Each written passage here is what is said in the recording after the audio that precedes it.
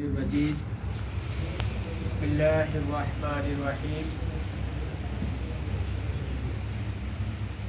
إن صلاتي ونسكي ومحياي ومماتي لله رب العالمين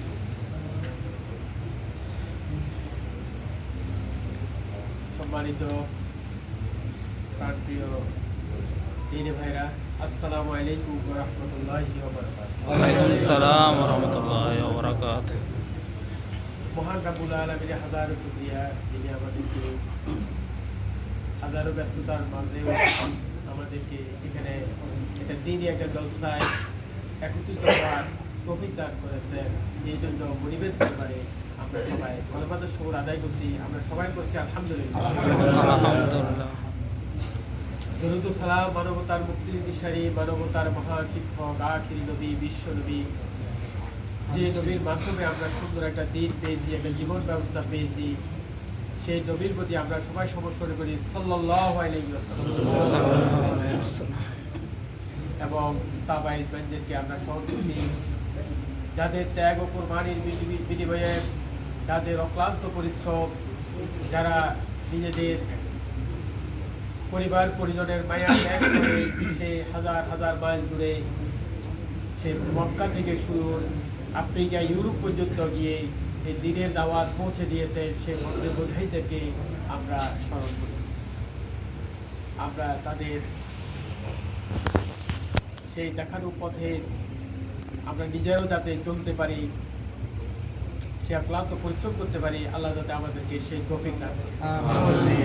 এখন আজকে আমরা যারা এখানে বাংলা ভাষাভাষী লোক আছি, আমরা আসলে প্রথম থেকেও চেয়েছিলাম যে এই যে বেজারে আপনাদের যে ব্যারাক আছে, এই আল ফয়সল কোম্পানি, এই ফয়সল কোম্পানির লোকদেরকে আমরা একত্রিত করে আমরা এখানে একটা সুন্দর একটা কোরআনের একটা আলোচনা যাতে আমরা পেশ শুনতে পারি এবং পেশ করতে পারি, সেই জাতীয় একটা পরিবেশ যাতে আমরা তৈরি করতে পারি, আমরা আরও আগে থেকে চেষ্টা করেছিলাম। বিভিন্ন প্রতিকূলতার কারণে আমাদের এই প্রচেষ্টাটা সফল হয়নি। তো আসলে আমরা যারা বাংলাদেশে ছিলাম তখন আমরা বিভিন্ন জায়গায় বিভিন্ন ওয়াজ নসিহত আমরা শোনার আমাদের একটা সুযোগ ছিল, কিন্তু আমরা এখানে আসার পরে আমাদের সেই সুযোগটা হয়ে ওঠে না। তাই আমরা নিজেরাই যাতে আল্লাহ আমাদেরকে যে উদ্দেশ্যে প্রেরণ করছে সেই উদ্দেশ্যটা যাতে আমরা জানতে পারি, বুঝতে পারি, কোরআনকে যাতে আমরা সহিষ্ণুভাবে যাতে পড়তে পারি এবং কোরআন আমাদেরকে, কোরআনের মাধ্যমে আল্লাহ আমাদেরকে কী শিক্ষা দিতে চাচ্ছেন সেই জিনিসটা যাতে আমরা জানতে পারি, এই উদ্দেশ্যে আমরা সবসময় এখানে একত্রিত হওয়ার চেষ্টা করবো প্রতি শুক্রবারে বাদ এশা। ইনশাআল্লাহ আমরা সবাই রাজি আছি তো? আলহামদুলিল্লাহ। তা আমরা আজকে যে উদ্দেশ্যে আমরা এখানে একত্রিত, সেই উদ্দেশ্যের উপরে এবং মহাগ্রন্থ আল কোরআন যেটা আল্লাহর পক্ষ থেকে আমাদের উপর প্রেরণ করেছেন, সেই মহাগ্রন্থ আল কোরআন থেকে এখন আমাদের সম্পর্কে আলোচনা পেশ করবেন আমাদের পরিচিত একজন মেহমান এবং যিনি বাংলাদেশ কোরআন প্রশিক্ষণ কেন্দ্রের একজন দায়ী, হাফেজে কোরআন, আমাদের যারা হাফেজ রুহুল আমিন মুস্তাফা ভাই। আমি ওনাকে ওনার গুরুত্বপূর্ণ আলোচনা পেশ করার জন্য অনুরোধ। আসসালামু আলাইকুম ওয়া রাহমাতুল্লাহি ওয়া বারাকাতুহু। إن الحمد لله نحمده ونستعينه ونستغفره ونعوذ بالله من شرور أنفسنا ومن سيئات أعمالنا من يهده الله فلا مضل له ومن يضلل فلا هادي له وأشهد أن لا إله إلا الله وحده لا شريك له وأشهد أن محمدا عبده ورسوله أرسله بالحق بشيرا ونذيرا. قال الله تعالى في كلامه المجيد وفرقانه الحميد: أعوذ بالله من الشيطان الرجيم. بسم الله الرحمن الرحيم. يا أيها الذين آمنوا لا تقدموا بين يدي الله ورسوله واتقوا الله إن الله سميع عليم. يا أيها الذين آمنوا لا ترفعوا أصواتكم فوق صوت النبي ولا تجهروا له بالقول كجهر بعضكم لبعض أن تحبط أعمالكم وأنتم لا تشعرون إن الذين يغضون أصواتهم عند رسول الله أولئك الذين امتحن الله قلوبهم للتقوى لهم مغفرة وأجر عظيم صدق الله العظيم ঐতিহ্যবাহী বাংলাদেশ কোরআন প্রশিক্ষণ কেন্দ্র মুবারক আল হাসাওয়ির অধীন উপশাখার আজকের প্রোগ্রামের সম্মানিত পরিচালক উপস্থিত মুবারক আল হাসাওয়ি শাখার সম্মানিত দায়িত্বশীল জনাব আকবর সাহেব, উপস্থিত পাশের শাখা দাগিম আল মুতাইরি শাখার সম্মানিত সেক্রেটারি জনাব মাকসুদুল ইসলাম সাহেব, উপস্থিত দুই শাখার বিভিন্ন দায়িত্বশীল এবং আমার সামনে হজরত উলামা কিরাম, বাংলাদেশি দিনদার ইমানদার ভাইয়েরা, আমরা সর্বপ্রথম আল্লাহ সুবহানাহু ওয়া তাআলার দরবারে শুকরিয়া আদায় করছি যে মহান আল্লাহ সুবহানাহু ওয়া তাআলা এশার সালাতের পর কোরআন থেকে কিছু আলোচনা শোনার জন্য, আসার জন্য, বসার জন্য যে মহান আল্লাহ সুবহানাহু ওয়া তাআলা সময় করে দিয়েছেন, সেই মহামনিবের দরবারে সবাই পড়ছি আলহামদুলিল্লাহ। দুরূদ ও সালাম বর্ষিত প্রিয় নবী মুহাম্মদ রাসূলুল্লাহ সাল্লাল্লাহু আলাইহি ওয়াসাল্লামের প্রতি। সম্মানিত উপস্থিতি, সময় খুবই কম, মাত্র 15 মিনিট। এর ভিতরে ইনশাআল্লাহ আমি আপনাদের সামনে 3টি আয়াত তেলাওয়াত করেছি, সেই আয়াতের অর্থ এবং সংক্ষিপ্ত ব্যাখ্যা তাফসীর করার চেষ্টা করব ইনশাআল্লাহ তাওফীকুল্লাহ বিল্লাহ। সম্মানিত উপস্থিতি, কোরআনুল কারীমের 114টি সূরা, 114টি সূরা, তার মধ্যে থেকে একটি সূরা সূরাতুল হুজুরাত। সূরাতুল হুজুরাত, হুজুরাতের পরিচয় হচ্ছে কোরআনুল কারীমের 49তম সূরা, 2 রুকু, 18টি আয়াত, মদিনায় অবতীর্ণ। নামকরণ 4 নম্বর আয়াত থেকে এর হুজুরাত নামকরণ করা হয়েছে। নাযিল হওয়ার সময় ও স্থান, এই সূরাটি মদিনার শেষ যুগে রাসূল সাল্লাল্লাহু আলাইহি ওয়াসাল্লামের উপরে নাজিল হয়। আলোচ্য বিষয়বস্তু খুবই বেশি, অনেক, তার মধ্যে থেকে কয়েকটি, যেহেতু আমি 3টি আয়াত তেলাওয়াত করেছি, 3টি আয়াতের আলোচ্য বিষয় সংক্ষিপ্তভাবে বলবো। যে এই সূরার বিষয়বস্তু হলো মুসলমানদেরকে এমন আদব, কায়দা, শিষ্টাচার ও আচরণ শিক্ষা দেওয়া হয়েছে যা তাদের ঈমান সুলভ স্বভাব, চরিত্র, ভাব মূর্তি উপযুক্ত মানানসই যেন হয়, এরকম কিছু কৃষ্টি কালচার মুসলমানদেরকে শিক্ষা দেওয়া হয়েছে। আল্লাহ সুবহানাহু ওয়া তাআলা আয়াতের প্রথমে বলেন, ইয়া আইয়ুহাল্লাযীনা আমানু লা তুকদ্দিমু বাইনা ইয়াদাইল্লাহি ওয়া রাসূলিহি, হে ঈমানদারগণ, তোমরা আল্লাহ এবং তার রাসূলের অগ্রগামী হইও না, তার থেকে আগে বেড়ে যেও না। তুকদ্দিম মানে অ্যাডভান্স, অর্থ কি? অ্যাডভান্স। আল্লাহ এবং রাসূল থেকে অগ্রগামী হইও না। কি হয় না? অগ্রগামী হইও না, পিছিয়ে থাকো। কোথায় থাকো? পিছিয়ে থাকো। আল্লাহ রাসূল সাল্লাল্লাহু আলাইহি ওয়াসাল্লাম মদিনায় ছিলেন, মক্কায় ছিলেন, তায়েফে ছিলেন, বিভিন্ন জায়গায় তিনি গিয়েছিলেন। রাসূলের আগে যাওয়া যেত, পিছনে যাওয়া যেত, কিন্তু আল্লাহ সুবহানাহু ওয়া তাআলা 2টি শব্দ বলেছেন, আল্লাহ এবং তার রাসূল। লা তুকদ্দিমু বাইনা ইয়াদাইল্লাহি ওয়া রাসূলি। আর রাসূলের সামনে যাওয়া যাবে না, এটা বললাম, ঠিক আছে, কিন্তু আল্লাহর সামনে যাওয়া যাবে না, এটার অর্থ কি? এটার অর্থ হচ্ছে আল্লাহ সুবহানাহু ওয়া তাআলা যে বিধিবিধান আমাদেরকে দিয়েছেন, সেই বিধিবিধানকে সামনে যাওয়া যাবে না। বিধিবিধান ক্রস করে কি করা যাবে না? সামনে যাওয়া যাবে না। এই বিধিবিধান ব্যক্তি, পরিবার, সমাজ, রাষ্ট্র সব জায়গায় উপযোগী। সূরা হুজুরাত এমন একটি সূরা, যে সূরার মধ্যে আল্লাহ সুবহানাহু ওয়া তাআলা আমাদেরকে শিক্ষা দিয়েছেন যে মদিনা একটি ইসলামী কল্যাণ রাষ্ট্র হয়েছিল। সেই কল্যাণ রাষ্ট্রের মধ্যে শান্তি, শৃঙ্খলা, স্মৃতির স্থায়িত্ব কিভাবে থাকবে, এখানে সেখানে শান্তি প্রতিষ্ঠিত হবে, আল্লাহ সুবহানাহু ওয়া তাআলা এই সূরা হুজুরাতের মধ্যে বর্ণনা করেন। লা তুকদ্দিমু বাইনা ইয়াদাইল্লাহ, আল্লাহ এবং তার রাসূলের অগ্রগামী হয়ো না। মানুষের সামনে যেরকম অগ্রগামের কথা যেভাবে হাদিসে এসেছে, কোরআনের বিধানের কথা এসেছে। আল্লাহ রাসূল সাল্লাল্লাহু আলাইহি ওয়াসাল্লাম একদিন দেখলেন আবু দারদা রাদিয়াল্লাহু আনহু, তিনি আবু বকর রাদিয়াল্লাহু আনহুর আগে চলছেন। তখন আবু দারদাকে হাতে ধরে বললেন, হে আবু দারদা, তুমি এমন এক ব্যক্তির আগে যাচ্ছ যিনি দুনিয়ায় তোমার থেকে উত্তম, আখিরাতে তোমার থেকেও কি উত্তম। অতএব তোমার থেকে তিনি সিনিয়র, ইলমে কালামে সর্বদিক থেকে আমলে তিনি বেশি, সেও তার পিছনে থাকো। কোথায় থাকো? পিছনে থাকো। আর আল্লাহ রাসূল সাল্লাল্লাহু আলাইহি ওয়াসাল্লামের আগে তো কোনো অবস্থাতে যাওয়া যাবে না। তো আল্লাহর বিধিবিধান সম্পর্কে সেটা সমাজ, পরিবার, রাষ্ট্র সর্ব অবস্থায়, যেমন কোনো ব্যক্তি স্ত্রীকে তালাক দিয়ে দিল, এক্সাম্পল, তালাক দেওয়ার পরে সেই স্ত্রীকে ফিরিয়ে আনতে চাচ্ছে, যে 3 তালাক দেওয়ার পরে স্ত্রীকে ফিরিয়ে আনা যায়? আনা যায় না, একটা শর্ত পূরণ করা ছাড়া। আল্লাহ সুবহানাহু ওয়া তাআলা বলেন, ফাইন তাল্লাকাহা ফালা তাহিল্লু লাহু মিন বা'দু হাত্তা তানকিহা যাওজান গায়রা, যে তোমরা যে স্ত্রীকে তালাক দিয়ে দাও, সেই স্ত্রী তোমার জন্য হালাল হবে না যতক্ষণ পর্যন্ত সেকেন্ড হ্যান্ড, দ্বিতীয় কোনো পুরুষের সাথে বিবাহ হওয়ার পর, ঘর সংসার করার পর তাকে ছেড়ে দেওয়া হয়, তাহলে তাকেই করা যাবে, বিবাহ করা যাবে দ্বিতীয়বার। তাহলে অন্যত্র তাহলে তাকে বিবাহ করা যাবে না, সাফি, তালাক হয়ে গেছে। কিন্তু আপনি চাচ্ছেন সেই স্ত্রী সুন্দরী, রূপসী, রাগের মাথায় তালাক দিয়ে দিয়েছেন, তাকে আনতে চাচ্ছেন, কিন্তু সেই আনা কি রাস্তা বন্ধ হয়ে গেছে যতক্ষণ পর্যন্ত দ্বিতীয় বিবাহ না হয়। কিন্তু আপনি যদি কোরআনের বিধান মানেন, আর যদি কোরআন বিধান না মানেন আপনার ব্যক্তি জীবনে, তাহলে সেটা অন্য বিষয়।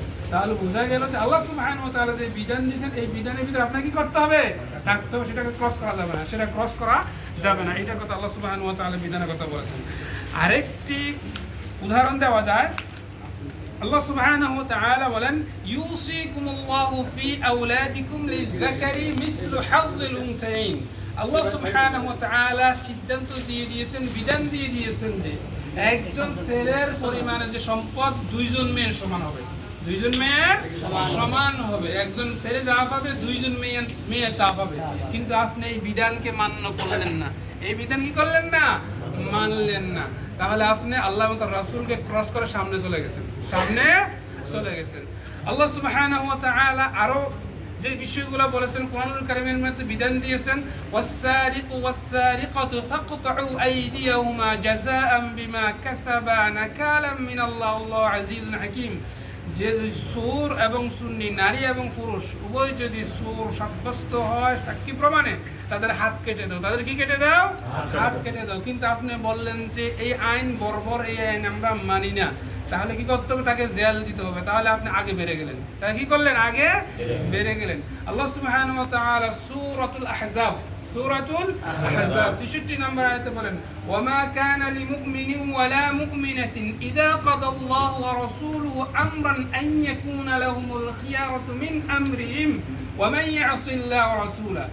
আল্লাহ এবং তার রাসূল যে বিষয়ে সিদ্ধান্ত দিয়ে দিয়েছেন, ফয়সালা করে দিয়েছেন, কদা করে দিয়েছেন, সেই বিষয়ের উপরে কোনো নর নারীর হস্তক্ষেপ করার, সেটা আইন পাল্টানোর কোনো অধিকার নাই।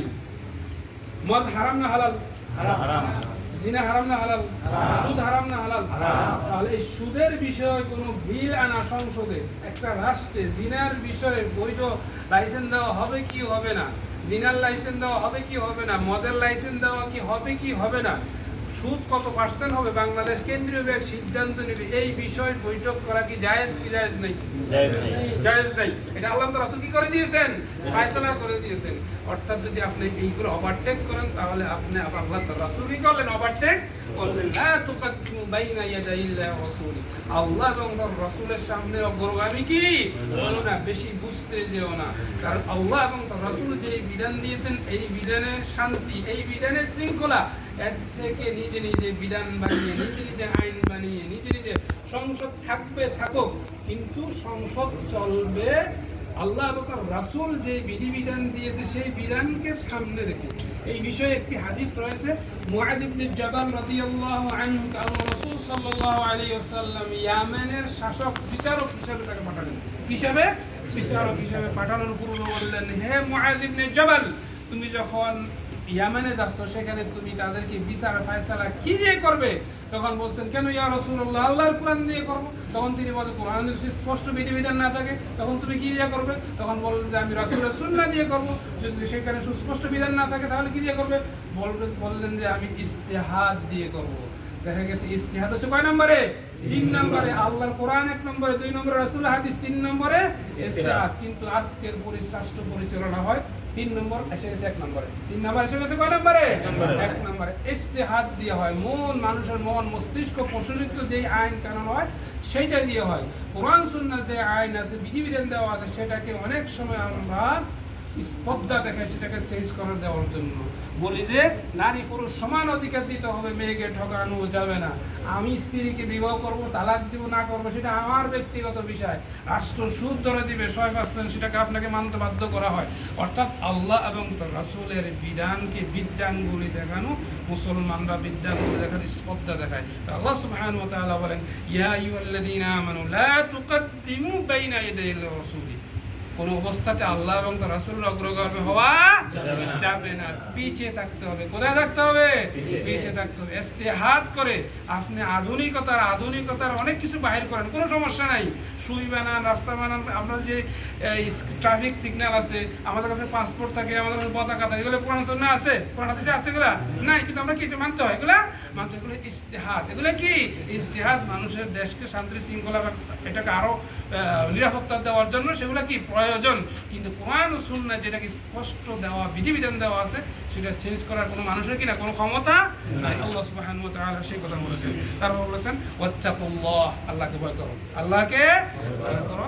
ইন্নাল্লাহা সামিউন আলিম, নিশ্চয় আল্লাহ তাআলা শুনেন এবং সেই বিষয় জানেন।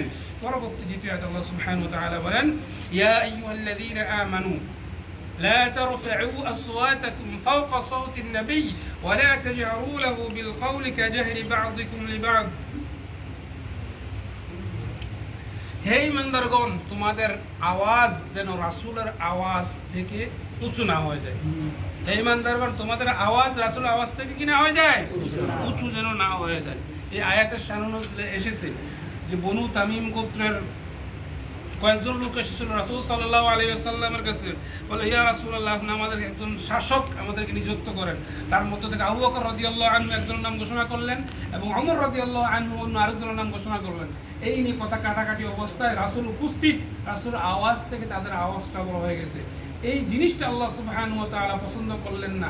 সাথে সাথে আয়াত নাযিল করেন, লা তারফাউ আসওয়াতাকুম ফাওকা সাওতিন নবী, তোমাদের আওয়াজ যেন রাসূলের আওয়াজের উপরে না উঠে যায়। আইন তো দূরের কথা, মাত্র আওয়াজ, কথার আওয়াজ। যদি এমন হয় রাসূলের আওয়াজ আইন কানুন না, শরীয়তের বিধিবিধান, জাস্ট আওয়াজ, যদি আওয়াজটা বড় হয়ে যায়, আন তাহবাতা আমালুকুম ওয়া আনতুম লা তাশউরুন, যে তোমাদের আমলগুলো বরবাদ হয়ে যায়, তোমরা বলতে পারবে না। আইন কানুন তো কিছু করলাম না, শুধু জাস্ট রাসূলের আওয়াজ থেকে শুধু আওয়াজটা উঁচু হয়েছে, আমল কে গেছে। পৃথিবীতে এমন কোন ব্যক্তি নেই যার সামনে কথা শুরু করলে আপনার আমল বরবাদ হবে। কার সামনে কথা শুরু করলে আমল বরবাদ হবে? আল্লাহ এবং এখন রাসূল উপস্থিত নেই। রাসূল আমার সামনে উপস্থিত আছে? রাসূলের হাদিস আছে, রাসূলের হাদিস আছে। তাফসীর কারণ বলেছেন, যেখানে আল্লাহ এবং রাসূলের কোরআন সুন্নাহর আলোচনা হয়, হাদিসের দার্স হয়, সেখানে দার্সের মধ্যে জোরে কথা বলা এটা বেয়াদবি, জোরে কথা বলা, গন্ডগোল করা, শৃঙ্খলা বিঘ্নিত করা, এটা বেয়াদবি। রাসূলের আলোচনা, হাদিসের আলোচনা হচ্ছে, সেই আলোচনা কি করা যাবে না? বেয়াদবি করা যাবে না।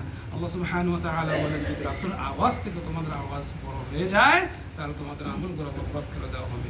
দ্বিতীয় আয়াতে আল্লাহ সুবহানাহু ওয়া তাআলা বলেন, ইন্নাল্লাযীনা ইয়াগুদ্দুনা আসওয়াতাহুম ইনদা রাসূলিল্লাহ উলাইকা আল্লাযীনা ইমতাহানাল্লাহু কুলুবাহুম লিত-তাকওয়া। আল্লাহ সুবহানাহু ওয়া তাআলা ওই সমস্ত লোকদের প্রশংসা করেছেন যারা রাসূলের আওয়াজ থেকে নিজের আওয়াজ নিচু রাখে, রাসূল থেকে বেশি বুঝে না। আল্লাহ রাসূল থেকে কি করে না? বেশি বুঝে না। ওযুর ফরজ কয়টি? 4টি। একজন ব্যক্তি ওযু করার পর, মোজা পরার পর, সে 24 ঘন্টা মুকিম, একদিন এক রাত মুসাফির, 3 দিন 3 রাত পর্যন্ত মাসা করতে পারবে। কি করতে পারবে? মাসা করতে পারবে। এই মাসা করা হয় ও পায়ের উপর তলা না নিচের তলায়? উপর ভাগে। কিন্তু এখন আপনি যদি যুক্তি দেন, ময়লা হয় নিচ তলায় না উপর তলায়? নিচ দিকে। পায়ের মধ্যে ময়লা হয় কিন্তু নিচের দিকে, পাতার মধ্যে, কিন্তু আপনি মুছতেছেন কি? উপরের দিকে। কিন্তু আপনি যদি যুক্তি দেন, ভাই ময়লা হয় নিচে, আমি উপরে মুছবো কেন, আমি নিচে মুছবো, আপনার ওযু কি হবে? আল্লাহ এবং রাসূল আপনি বেশি বুঝছেন। কি বুঝছেন? বেশি বুঝছেন। আল্লাহ সুবহানাহু ওয়া তাআলা ওই সমস্ত লোকদের প্রশংসা করেছেন যাদের আওয়াজ, যাদের বুঝ আল্লাহ এবং রাসূলের নিচে থাকবে। কোথায় থাকবে? নিচে থাকবে। উলাইকাল্লাযীনা ইমতাহানাল্লাহু কুলুবাহুম লিত্তাকওয়া, আল্লাহ তাদেরকে পরীক্ষা করে নিয়েছে তাদের অন্তরে তাকওয়া আছে। তাদের অন্তরে কি আছে? তাহলে আমরা বুঝতে হবে আল্লাহ এবং রাসূলের বিধানের উপরে কোনো ব্যক্তি যদি আইন করে, কানুন করে, আল্লাহ এবং রাসূলের কথার উপর যদি কোনো ব্যক্তির আওয়াজ বড় হয়ে যায়, তাহলে বুঝতে হবে তার অন্তরে কি নাই? তাকওয়া নাই। তার অন্তরে কি নাই? তাকওয়া। তাকওয়া লাহুম মাগফিরাতু আজরুন আযীম। আর যারা আল্লাহ এবং রাসূলের কথা থেকে তার বিধিবিধানের সামনে সামি'না ওয়া আতা'না মাথা পেতে দিবে, আল্লাহ সুবহানাহু ওয়া তাআলা বলেন লাহুম মাগফিরাতু ওয়া আজরুন আযীম, তাদের জন্য রয়েছে ক্ষমা এবং মহা পুরস্কার। ক্ষমা এবং মহা পুরস্কার। আল্লাহ সুবহানাহু ওয়া তাআলা সংক্ষিপ্ত সময়ে সূরাতুল হুজুরাতের শিক্ষা আমাদের জন্য নিতে পারি সেই বিষয়ে আমরা আলোচনা থেকে আমরা যেটা শিক্ষা পেলাম সেই শিক্ষাটা বললে আমি শেষ করে দেব। যে একনিষ্ঠ ধর্মীয় আলেমদের বেলাও এই জিনিসটা হতে হবে, তাদেরকে সম্মান করতে হবে, ইজ্জত করতে হবে। 2 নম্বর হচ্ছে উচ্চস্বরে কথা বলা যাবে না, এমনকি রাসূল সাল্লাল্লাহু আলাইহি ওয়াসাল্লামের রওজার সামনে যেও কি করা যাবে না, জোরে কথা বলা যাবে না। ওমর ইবনে খাত্তাব রাদিয়াল্লাহু আনহুর জামানায় 2 জন ব্যক্তি খুব উচ্চস্বরে কথা বলতেছেন মদিনাতে। তখন জিজ্ঞেস করলেন, সহিহ বুখারীতে হাদিস এসেছে, তোমরা কোন জায়গার বাসী, কোন এলাকার অধিবাসী? তারা বললেন আমরা তায়েফের অধিবাসী। তিনি বললেন, তোমরা যদি মদিনার অধিবাসী হতে আমি তোমাকে বেতাঘাত করতাম, কেননা আল্লাহ রাসূলের মসজিদে নববীতে তোমরা জোরে জোরে কথা বলতেছো, এটা বেয়াদবি। এটা কি বেয়াদবি? উচ্চস্বরে কথা বলা যাবে না। আর এই তিনটে আয়াত যেটা আমি বলেছি, 3টে আয়াতের শিক্ষা হলো এই যে আলেম ওলামাদেরকে সম্মান করতে হবে, যেহেতু রাসূল এখন নেই, যারা আল উলামা ওয়ারাসাতুল আম্বিয়া। আর দ্বিতীয় হচ্ছে উচ্চস্বরে কথা বলা যাবে না, এবং রাসূল সাল্লাল্লাহু আলাইহি সাল্লামের রওজা জিয়ারত করতে গেলে সেখানেও কি করা যাবে? উচ্চবাচ্য কথা বলা যাবে না। আল্লাহ সুবহানাহু ওয়া তাআলার বিধানের সামনে আমাদের সবাইকে মাথা নত করে দিবে, আল্লাহ মাথা নত করে দিতে হবে। আল্লাহ সুবহানাহু ওয়া তাআলা আমাদের সবাইকে এই আয়াতের তাফসীর থেকে, আয়াত থেকে আমাদেরকে শিক্ষার তৌফিক দান করুন। সুবহানাল্লাহি ওয়া বিহামদিহি আশহাদু আল্লা ইলাহা ইল্লা আনতা আস্তাগফিরুকা। আসসালামু আলাইকুম ওয়া রাহমাতুল্লাহি ওয়া বারাকাতুহু। ওয়া আলাইকুম আসসালাম ওয়া রাহমাতুল্লাহ। আলহামদুলিল্লাহ, আমরা এতক্ষণ আমাদের মহতারাম জনাব রুহুল আমিন মুস্তফা ভাই থেকে অত্যন্ত গুরুত্বপূর্ণ আলোচনা শুনলাম সূরা হুজুরাতের উপরে, মানুষের আখলাকের উপরে, এবং আমাদের মানবিক যে গুণাবলী, সে গুণাবলী বা যে মানবিক যে দুর্বলতা, সে বিষয়ের উপরে সুন্দর আলোচনা পেশ করছেন। তা আমরা যাতে এই আলোচনা থেকে শিক্ষা নিয়ে আমাদের জীবনটাকে যাতে আমরা সুন্দর করতে পারি। হ্যাঁ, এই যে এখানে এই আলোচনা থেকে আমরা আরও কিছু শিক্ষা পাই যে আমরা মা বাপের কথার চেয়ে আমাদের কথা যাতে উঁচু না হয়, তাই না? মা বাপের কথার চেয়ে আমাদের কথা যদি উঁচু না হয়, হয়তো মা বাপ মনে দুঃখ পেতে পারে। এই জিনিসটা আমাদের খেয়াল রাখতে হবে, কারণ দুনিয়ার কারো পায়ের নিচে বেচতে বলা মনে হয় না। কার পায়ের নিচে বেচতে বলা বলা হয়? মায়ের পায়ের নিচে। এই কারণেই আমাদের সেই জিনিসটা খেয়াল রাখতে হবে, আমরা যাতে আমাদের মা বাপকে যাতে সবসময় শ্রদ্ধার চোখে দেখতে পারি। হ্যাঁ, ভুল ত্রুটি হবে, স্বাভাবিক, যা হইতে পারে, হবে না, যেমন তার জন্য তাদেরকে আমরা চেষ্টা করবো বুঝিয়ে সুঝিয়ে সুন্দরভাবে যাতে কি আমরা তাদেরকে সম্মানের সাথে সম্মানের জায়গায় রেখে আমরা যাতে চলতে পারি, আমরা যাতে কথা বলতে পারি, তাদের ভুলগুলোকে আমরা সংশোধন করে যদি সুন্দর কথা বলতে পারি। হ্যাঁ, হয়তো বয়সের কারণে অনেক সময় ভুল হইতে পারে, এই কারণে আমরা সেই ভুলগুলা আমাদের খেয়াল রাখতে হবে। আল্লাহ আমাদেরকে সম্মানের আমরা যাতে চলতে পারি সেই চেষ্টা দান করুন। এখন আমাদের সামনে সুন্দর একটা আলোচনা পেশ করবেন। আমরা ইসলামী আন্দোলন করি, ইসলামী আন্দোলনের ব্যাপারে আমাদের কতটুকু দায়িত্ব থাকে, বা আসলে করা প্রয়োজন কিনা, আমাদের কী দায়িত্ব, এইসব বিষয়ের উপরে এখন আমাদের সঙ্গে গুরুত্বপূর্ণ আলোচনা পেশ করবেন আমাদের অঞ্চলে আমাদের দায়িত্বশীল যারা বাবুরা করে। আমি বললাম থেকে আলোচনা পেশ করা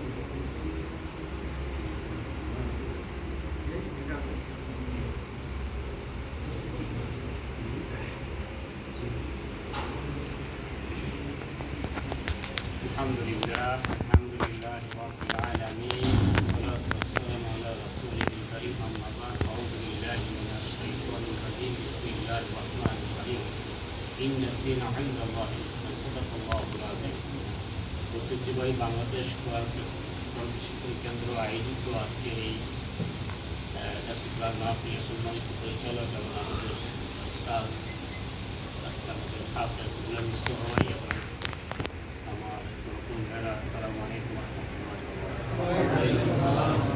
সময় বেশি নাই, আপনাদের কালকে অনেকে তৈরি আছে, তো আসলে যেহেতু আলোচনা করার কথা বলছেন না, তো 5 মিনিট শেষ করে দিয়েছি, 10 মিনিট লাগবে না।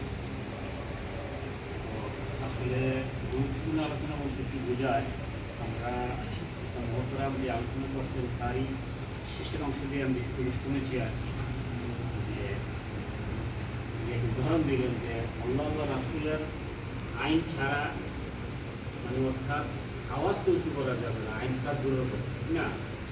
আল্লাহ সুবহানাহু ওয়া তাআলা আমাদেরকে দুনিয়াতে পাঠিয়েছেন কিসের উদ্দেশ্যে, কী করার জন্য, সেগুলো আমরা এগুলো আলোচনা অতীতে শুনেছি, এখনও শুনছি এবং ভবিষ্যতে আল্লাহ পাক আমাদেরকে হায়াতে বাঁচা রাখলে আমরাও কি আমি যতটুকু কথা বলতে চাই, এই আজকের যে মাহফিলে আলোচনা করছে এটা প্রেক্ষাপট হচ্ছে কোরআন প্রশিক্ষণ কেন্দ্রের উদ্যোগে একটা আলোচনা করছে। আপনি যে সবার কোরআন প্রশিক্ষণের নাম শুনছেন, যারা শোনেন নাই তারা বলেন থেকে হাত তোলা যে আমি শুনি নাই, আজকে শুনছি, হতে পারে তো নাকি?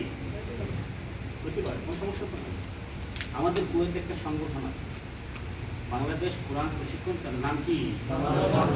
বাংলাদেশ কোরআন প্রশিক্ষণ কেন্দ্র। কাজটা হচ্ছে মানুষকে কোরআন শিক্ষা দেওয়া, যারা কোরআন পড়তে জানেন না তাদেরকে কোরআন শিক্ষা দেওয়া, যারা কোরআন পড়তে জানেন তাদেরকে বুঝে বুঝে পড়ার জন্য ব্যবস্থা করে দেওয়া, যারা কোরআন বুঝে বুঝে পড়তে জানেন সেই মোতাবেক যেন তারা আমল করে তাদের জীবনকে পরিচালনা করতে পারে।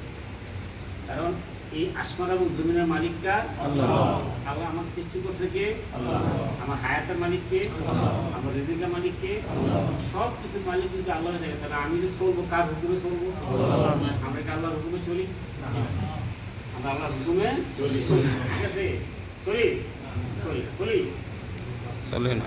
যদি এখন একটা ঘোষণা আসে যে আমেরিকা যাবে না জান্নাতে যাবে না, আপনারা কে কোন লাইনে যাবেন? প্রয়োজনে বলছিলাম আমি তো আমেরিকা আগে যাবো, আগে আমেরিকাতে দেখি।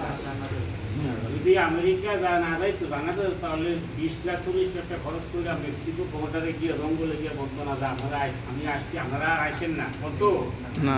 বোঝা গেল যে জান্নাত আল্লাহ রিজিকা মালিক, এটা সে বিশ্বাস করে। এটা একটা আত্মহত্যা একটা স্বামীর কিনা, সেখান থেকে অনেক লোক মারা যাচ্ছে না, সাগরে ঝাঁপ দিচ্ছে না, তাহলে বোঝা গেল আল্লাহর হুকুম আমরা কোথাও কিছু অংশে মানি, কোথাও কিছু অংশে কি আল্লাহ আমাদেরকে দুনিয়াতে পাঠাইছেন। আপনি ইচ্ছা করে কুয়েতে আসেন না, আপনার রিজিক এখানে রেখেছে, এই জন্য এসেছেন। আপনি দুনিয়াতে আপনি কোন পরিবেশে, কোন সমাজে, কার ঘরে, কোন সন্তান, কিভাবে আসবেন, মুসলমানকে আল্লাহ নির্ধারিত। আপনার আপনি রুহুর জগৎ থেকে আপনাকে নির্ধারিত করে রাখছেন আপনি কোন পরিবেশে আপনাকে দুনিয়াতে আল্লাহ পাঠাবে না? সুতরাং এগুলোকে বিশ্বাস থাকতে হবে। সুতরাং আল্লাহ যেহেতু আমাদেরকে যে জমিনে পাঠিয়েছেন, এই জমিনে আল্লাহর হুকুম বাস্তবায়ন করার দায়িত্ব কার? আল্লাহ। যদি আপনি চেষ্টা না করেন তাহলে আল্লাহর কাছে আপনি জবাব দিতে পারবেন। আপনি চেষ্টা করে যাবেন, প্রতিষ্ঠিত হোক আর না হোক। রাসূল করিম সাল্লাল্লাহু আলাইহি ওয়াসাল্লাম আগে, দুনিয়া আসার আগে মানুষ মক্কার লোক আল্লাহকে মানতে মানত না, তারা কাবা ঘরে ঠাকুর করতো না, হজ করতো কি করতো না, উমরা করতো কি করতো না, রোজা রাখতো কি রাখতো না, সব কিছু করতো, ভালো কাজও করতো, দান সাদকা করতো কিনা। কিন্তু তারা হয়তো আল্লাহর সাথে শিরিক করতো এবং মক্কার ঘরে যেই মানে মূর্তি ছিল, এই মূর্তির মাধ্যমে তারা আল্লাহর কাছে করতো সাহায্য চাইতো, সব কিছু। তাদের ইন্টেনশনটা ছিল ভালো, মনে করছে যে আমরা তো গুনাহগার বান্দা, এই দুর্নীতি করে, লুট করে, সুদের টাকা, ঘুষের টাকা কাপড় চোপড় কিনছি, এই কাপড় চোপড় তো দিয়া তওয়াফ করলে হবে না, সুতরাং কাপড় চোপড়গুলো খুলে কি আমরা তওয়াফ করি, ঠিক না?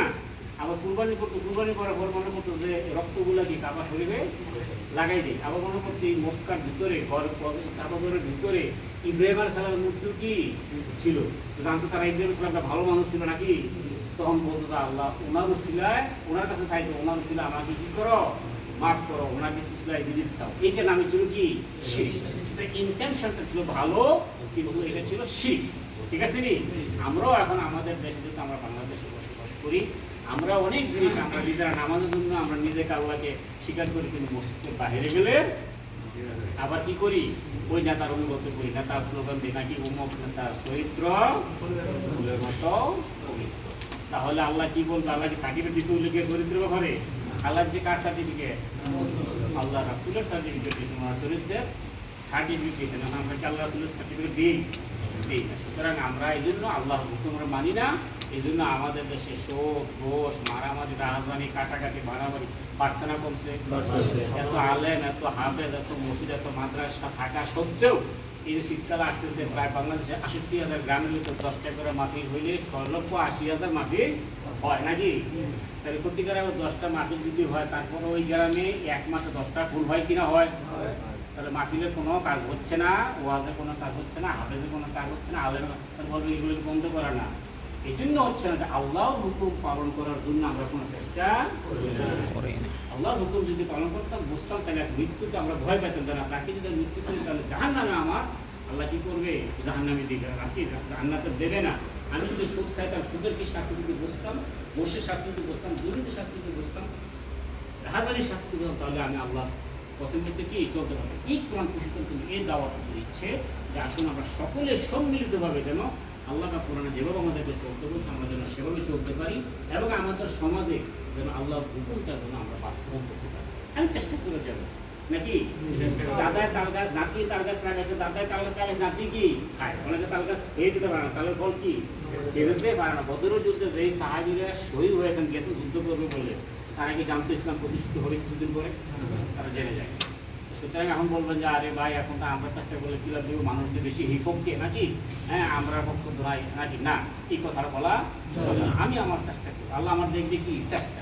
নূহ আলাইহিস সালাম 950 বছর দাওয়াত দিয়ে যে এখন যেন ওয়াজ করতেছেন না, নূহ আলাইহিস সালাম 950 বছর ওয়াজ করে মাত্র 60 দিন করে কি করছে? আল্লাহর হতে আছে। আল্লাহকে জিজ্ঞেস করলেন বান্দা নূহ তোমার আমি এত হায়াত দিলাম এত খাইলাম মাত্র 60 দিন করে কি করলাম? দাওয়াত দিয়ে আল্লাহ এই প্রশ্ন করবে? প্রশ্ন করবেন না। আল্লাহ দেখবেন নূহ আলাইহিস সালামের চেষ্টাটা সঠিক ছিল। প্রিয় সাথী ভাইয়েরা, আপনারা অনেক এখানে আলেম ওলামা আছেন, এখানে সব কিছু আছেন, আপনারা যে কথাগুলো শুনছেন আপনার এই কথাগুলো মানুষের কাছে কি করবেন? পৌঁছে দিবেন নাকি?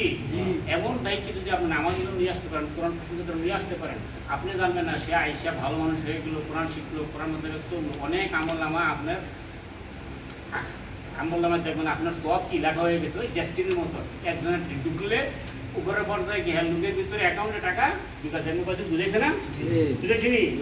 বুঝেছে নাকি? কিন্তু ওইটার কোনো দুনিয়ার কোনো লাভ নেই নাকি? ডেস্টিনি নাম দিয়েছে, ডেস্টিনি হয়েছে ভাগ্য, এটা ইংরেজি শব্দ ঠিক না? এগুলো যদি ভাগ্য ভ্রমণ করতে হয়েছে ডেস্টিনি দিয়া পাইছে। আপনারা যদি কথাগুলো যদি মানুষের কাছে পৌঁছে দেন তাহলে আপনার আমল নামার সব হইতে থাকবে, সব হইতে থাকবে। সুতরাং এই কোরআন প্রসঙ্গ এই দাওয়াত দিচ্ছে মানুষের কাছে, আপনারা এই মানুষের কাছে বলবেন। আপনারা এখান থেকে ইনশাআল্লাহ প্রতি সপ্তাহে এখানে আলোচনা হবে, কিছু ভাইরা আসবে আলোচনা করবেন, আপনারা কি সহযোগিতা করবেন? আপনারা সহযোগিতা করবেন শারীরিকভাবে, মানসিকভাবে দাওয়াত দিয়ে এখানে মানুষদেরকে নিয়ে আসবে। তারপরে এখানে একটা লাইব্রেরির ব্যবস্থা করা হবে, কিছু কায়দা রাখা হবে, কিছু কোরআন রাখা হবে। আমরা 100 পয়সা করে যদি একটা বইয়ের দাম দিই তাহলে এই বইটা যতদিন মানুষে বলবে আপনি আমল নামায় সব হইতে থাকবে, হইতে থাকবে, হইতে থাকবে, এটা বন্ধ হবে না? বন্ধ হবে না, ঠিক আছে না? সুতরাং আপনারা এখানে যেহেতু আমরা মনে করি এখানে একটা কোম্পানি বিল্ডিং আছে নাকি, এখান থেকে মনে আপনারা কাছে আসতে নাকি, এখানে আপনারা আসবেন, কম বেতনে চাকরি করেন, নিরাশ হওয়ার কোনো কারণ নেই, চিন্তা করার কোনো কারণ নেই। সবচেয়ে বড় ইমান মজবুত যেটা আমার ইমান আছে, আমরা কি ইমানদার। আরবের সামনে দাঁড়িয়ে আমরা একটা মিস্ত্রির মতো লাগে না? দেখতে একটা মিস্ত্রির মতো লাগে, তারা কত লম্বা 7 ফুট 8 ফুট নাকি, কত সুন্দর জামা টামা লাগে, আমরা নিজেদের দাঁড়াইছে আমাদের দেখতেও কি মিস্ত্রির মতো লাগে, কিন্তু আমরা নিরাশ হবো না। আল্লাহ পাক আমাদের দুনিয়াতে পাঠিয়েছে, ইমান যে দিচ্ছেন আমাদের করি, আমি যে মুমিনের ঘরে জন্ম হয়েছি এর চেয়ে বড় বেশি পাওয়ার আর কিছুই নাই। সুতরাং দুনিয়াটা হচ্ছে সামান্যতম একটা জিনিস, ঠিক না? অল্প ক্ষণস্থায়ী। আর আমাদের মূল আদর্শ আসল জায়গা কোন জায়গায়? জান্নাত। আমরা ছিলাম জান্নাত, আমাদের আদি পিতা জান্নাতে ছিল, কিন্তু একটু ভুলের কারণে আবার দুনিয়াতে পাঠাইছে ফর টাইম বিং, কিছুদিনের জন্য। যেমন বিদেশে আসছেন, কিছু টাকা পয়সা 7 লাখ 8 লাখ টাকা খরচ করে আসছেন না? আইসে কি করছেন? উদ্দেশ্য ছিল কি যে 7 লাখ টাকা পুঁজি লাগামো নাকি 2-3 বছরের টাকাটা উঠাইয়া আর 2-3 বছর বেশি করে গেছে, তা আমি আইসে ভালো একটা বড় বিয়ে শাদী করুন, ছেলে মেয়েরা নাকি এরকম উদ্দেশ্য ছিল না? এই দুনিয়াতে আসল উদ্দেশ্য কিন্তু কিছুদিনের জন্য দুনিয়াতে কিছু আমল করে ভালো কাজ করে আবার জান্নাতে গিয়ে আজীবন সুখ আর সুখ, সুখ আর কি ক্লিয়ার? আপনার মিশন, আপনার অ্যাকশন, আপনি কুয়েতে যে উদ্দেশ্যে আসছেন, আমরা বাবার জীবনে আসছি, আমরা ভালো পথে চলবো, নামাজ কালাম করবো, সত্যতে চলবো, অন্যায় কাজ করবো না, কারোর সাথে মারামারি করবো না, ঝগড়া করবো না, এই দেশের আইনকে আমরা শ্রদ্ধা করবো। আর এই কোরআন প্রসঙ্গে প্রত্যেক ভাইয়ের কাছে আমরা কি করবো?